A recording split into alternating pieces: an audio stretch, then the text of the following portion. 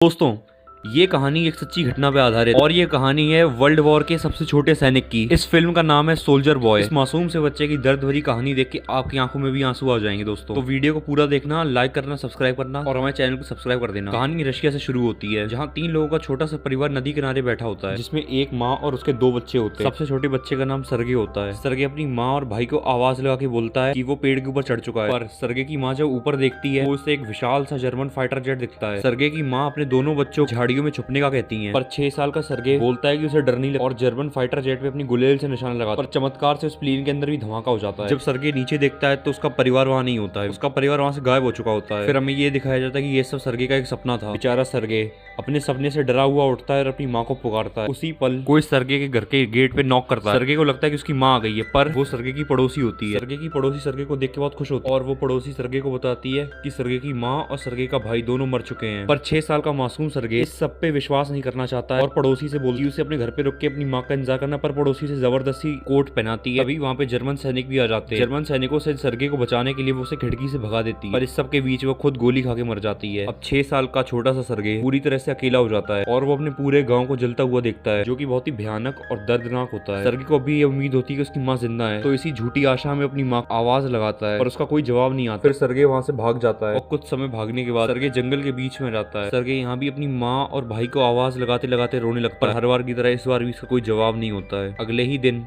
हम सर्गे को देखते हैं। सर्गे एक नदी से पानी पी रहा होता है, पर उसकी खराब किस्मत, उसी समय दुश्मन सैनिक ऊपर से निकल रहे होते हैं। सर्गे खतरा भांप लेता है और एक पेड़ की बड़ी सी जड़ के नीचे छुप जाता है। सर्गे वहाँ पे छुपाई होता है कि तभी वहाँ पे एक सांप निकल आता है, पर सर्गे सांप को देखने के बाद भी कुछ नहीं बोलता है, जो कि दर्शाता है कि वो सांप से ज्यादा सैनिकों से डरा हुआ है। सैनिक नदी किनारे अपना खाना खाते हैं और खाना खाने के बाद वहाँ से चले जाते हैं। उनके जाने के बाद सर्गे उनका बचा हुआ खाना उठाता, पर दिन के अंत में वो अब तक भूखा होता है, क्योंकि उसने 2 दिन में एक बार भी अच्छे से खाना नहीं खाया। सर्गे बहुत ही कमजोर हो जाता है और सर्गे को चलने में भी काफी तकलीफें हो रही होती हैं, पर सर्गे चलना बंद नहीं करता है। उसकी रास्ते में उसे जंगली बेरी दिखती है और वो उसे खाने लगता है। तभी के पीछे कई सारे धमाके होने लगते हैं, जिसे देख के वो चौंक जाता है। जंगली बेरी खाने की वजह से सर्गे को चक्कर आने लगते हैं, जिसकी वजह से सर्गे को हमेशा लगने लगता है कि उसके पीछे उसे कोई देख रहा है। सर्गे ऐसी हालत में बड़ी बहादुरी से काम लेता है और बोलता है, मुझे तुमसे डर नहीं लगता है और मेरे हाथ में एक राइफल है, मैं तुम्हें मार दूंगा। सर्गे आगे की तरफ भागता है और कुछ समय बाद सर्गे बेहोश हो जाता है। सर्गे को बेहोशी की हालत में 2 रशियन आर्मी के ऑफिसर उसे देख लेते हैं और सर्गे को अपने बेस पे ले जाते हैं। बेस पे आर्मी के कमांडर सर्गे से मिलते हैं और वो सर्गे को बताते हैं कि वो सर्गे की मदद करने के लिए वहाँ पे हैं।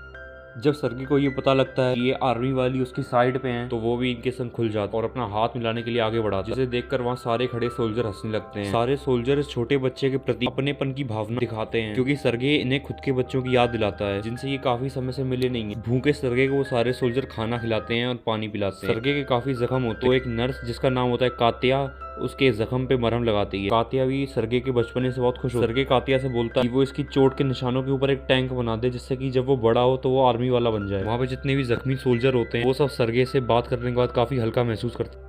सर्गे कमांडर की गन और उनके बैजेस से काफी प्रभावित होता है और उसे खेलने के लिए मांगता है। कमांडर भी अपनी पिस्टल में से कारतूस निकालने के बाद सर्गे को उसे खेलने के लिए दे देता है। सर्गे कमांडर को काटिया का बनाया हुआ टैंक दिखा कमांडर से बोलता है कि वो भी एक सैनिक है। सर्गे काफी जल्दी जल्दी ठीक हो रहा होता है, तो नर्स कातिया सर्गे को बटालियन में रखने के लिए कमांडर से बोलती है, पर कमांडर इस बात को मना कर देता है और बोलता है कि ये सब सर्गे के लिए सुरक्षित नहीं हो। वो सर्गे को एक अनाथालय में डालना चाहता है। सभी सोल्जर अपना खाली समय सर्गे के संग बिताना पसंद करते हैं। वो सर्गे को अपनी दूरबीन खेलने के लिए देते हैं और अपने परिवार द्वारा भेजा गया खाना भी सर्गे को खिलवाते हैं। एक दिन एक सोल्जर कमांडर के पास जाता है और सर्गे को बटालियन में ही रखने का ऑफर देता है और बोलता है बटालियन के सभी सैनिक सर्गे के संग एक क्लोज रिश्ता बना चुके हैं, पर कमांडर हर बार की तरह इस बार भी अपने इरादे पे डटा हुआ होता है। कमांडर को भी कहीं ना कहीं सर्गे की बहुत चिंता होती है। वो सर्गे को उसकी भलाई के लिए अनाथालय में भेजना चाहता है और देखा जाए कमांडर भी गलत नहीं है। अगले दिन दुश्मन रशियन पे हमला कर देते हैं और कई सारे सैनिक इस समय घायल हो जाते हैं। उसी दिन सर्गे को लेने के लिए गाड़ी आती है और ये खबर कमांडर सर्गे को बताते हैं। कमांडर सर्गे को गिफ्ट में एक लकड़ी की गन देते हैं। जाने से पहले सर्गे कमांडर के गले मिलता है।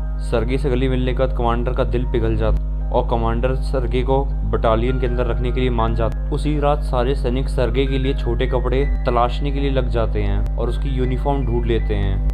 कमांडर सर्गे को नींद से उठाते हैं और उसकी यूनिफॉर्म उसे देते हैं। अपनी यूनिफॉर्म को देखने के बाद सर्गे झूम उठता है। अगले दिन वो झूम झूम के अपनी यूनिफॉर्म की सैनिकों को दिखा रहा होता है, पर उसी समय जर्मन एयरफोर्स इनके कैंप के ऊपर हमला कर देती है और इस हमले में काफी इनके सैनिक घायल होते हैं, पर सर्गे बच जाता है।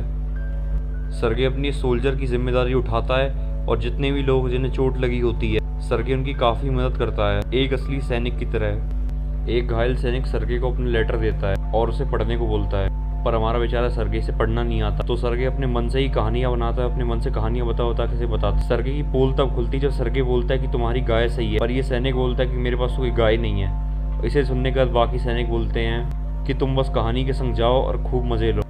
अगले सीन में लोग देखते हैं कमांडर और कातिया को। ये दोनों संग बैठ के बातें कर रहे हो। इनकी आंखें देख के हम लोग समझ जाते हैं कि ये दोनों आपस में प्यार करते हैं, पर एक दूसरे को बताते नहीं हैं।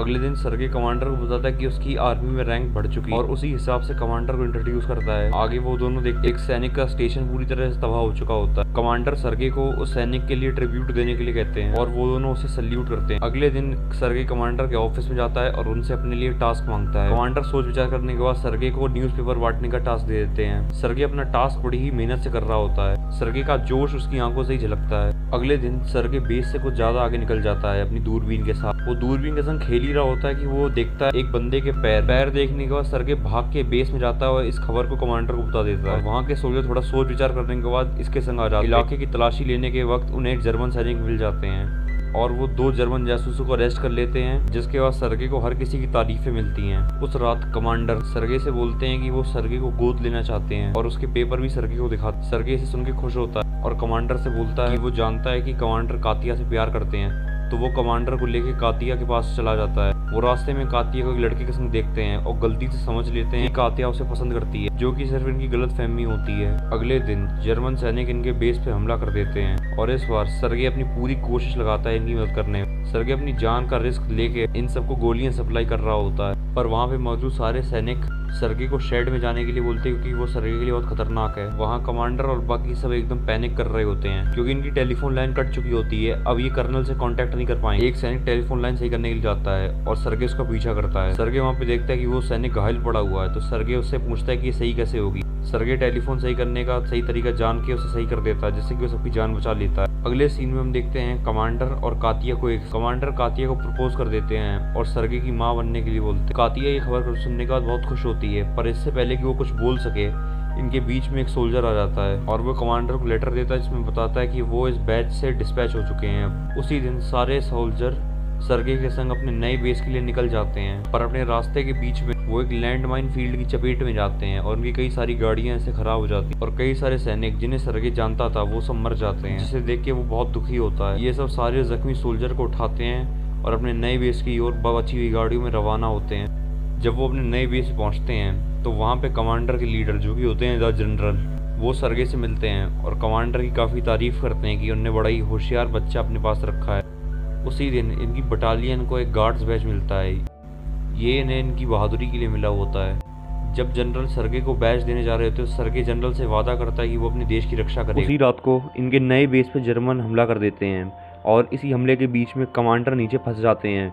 सर्गे उन्हें बचाने के लिए रोता है और कई सारे सोल्जर को बुला के लाता है। सोल्जर उसे ढूंढ लेते हैं और बचा लेते हैं। अगले दिन सर्गे कमांडर से मिलने जाता है। कमांडर को बचाते टाइम सर्गे के हाथ भी जख्मी हो गए। सर्गे अब इस बटालियन का एक अटूट हिस्सा बन चुका है। सर्गे का इस बटालियन के अलावा कोई भी परिवार नहीं है। ये फिल्म खत्म होती है और इसके बाद हमें सर्गे की जिंदगी के बारे में बताया जाता है। हमें ये पता चलता है कि आगे चल के सर्गे ने स्टालिनग्राड बैटल में भी अपना हिस्सा लिया था और आज के जमाने में भी हम लोग सर्गे को वर्ल्ड से यंगेस्ट सोल्जर के नाम से जानते हैं। सर्गे की ये महान कहानी पूरी दुनिया भर में मशहूर है। धन्यवाद। और हमारे चैनल को आप सपोर्ट कर सकते हैं सब्सक्राइब करके और कमेंट में बताइए कि आपको सर्गे कैसा लगा।